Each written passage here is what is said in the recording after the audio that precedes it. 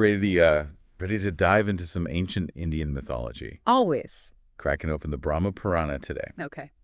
Specifically, a section narrated by the sage Lomaharsha. Sounds good. We got epic battles, family drama, a king's quest for eternal youth. Yeah. But as always, we're here for more than just the plot. Exactly. This isn't just a story. Right. It's a deep exploration of human desire, ambition, and the search for lasting fulfillment. We're going to uncover some thought-provoking takeaways woven into this ancient tale. Okay, so let's set the scene. Okay. The story begins with King Ayu and his 5 sons. All right. Now, 2 of them, Nahusha and Arji, are key players in this saga. Okay. Arji in particular was known for his military genius. Uh-huh. It's said that both the gods, any day the demons, wanted him on their side. That's a detail that always fascinates me. Yeah. It speaks to the fluid nature of alliances in Hindu mythology. Yeah. The lines between gods and mortals are often blurred, and choices carry immense weight. So picture this. There's a massive war brewing between the gods and demons. Okay. They both approach Arji with offers he can't refuse. All right. Each side promises power and glory in exchange for his allegiance. And RG, being the shrewd strategist that he is, Right. he sees an opportunity. Yeah. He skillfully negotiates with both sides, leveraging their desperation to ultimately ascend to the throne. Wow. It makes you wonder if cunning is really a virtue when the stakes are this high. Raji's ambition is striking, isn't it? It is. It makes you wonder, is this a necessary quality for leadership, even if it requires some moral compromise? Right. We'll see how this theme plays out as we meet other kings in this lineage. Yeah, keep that in mind as we move forward. Okay. Now, the lineage of Ayu's other sons is also quite extensive, but there's one figure I find particularly intriguing. Okay. Dhanvantari descended from Anu. Right. He wasn't just a king, he was also the remover of all diseases. Really? Dhanvantari is credited with systematizing the practice of Ayurvedic medicine. And that system, Ayurveda, is still so influential today. Yeah. Think about it. Its principles are woven into so many modern holistic health practices. It's true. It's incredible how these ancient ideas continue to resonate across millennia. And this enduring wisdom of Ayurveda connects directly to Yayati's story, which also explores themes of health and well-being, albeit in a very different way. Interesting. But before we get to Yayati, let's talk about his father, Nahusha's son. Right. He's another powerful king, one who conquers both earth and the heavens. Wow.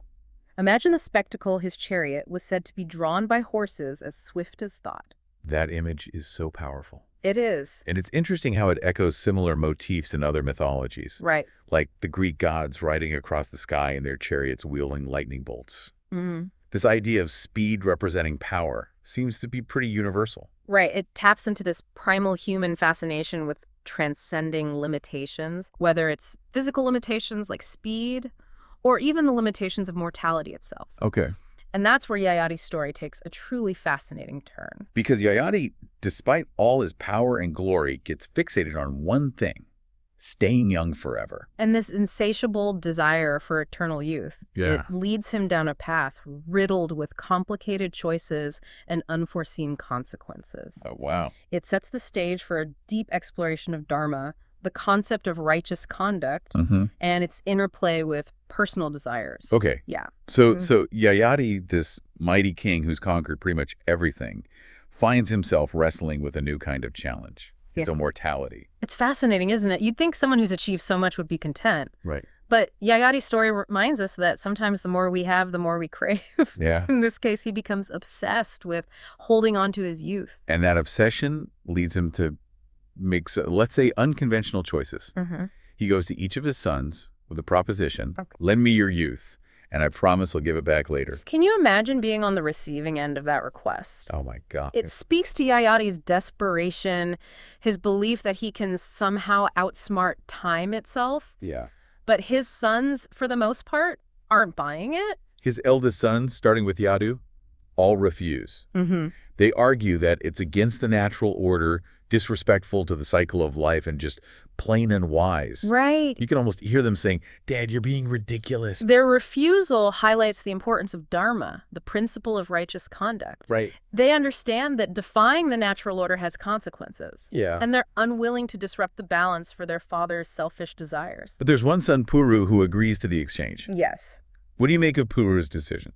Puru's willingness to bear the burden of his father's old age is a powerful testament to his character. Really? It embodies the concept of filial piety, putting duty and devotion above personal comfort. Okay. He acts not out of blind obedience, but out of a deep sense of dharma. It's a stark contrast to his brother's refusals. It is. And it raises questions about the different ways we can interpret and enact our dharma. Exactly. There's no one-size-fits-all answer. Right. Each of Yadi's sons wrestles with this dilemma in their own way. Yeah. But Puru's choice has significant consequences for both him and Yayadi. Because with Puru's youthful vigor flowing through him, Yadi embarks on a 1,000-year spree of indulgence. Wow. He dives headfirst into every pleasure imaginable.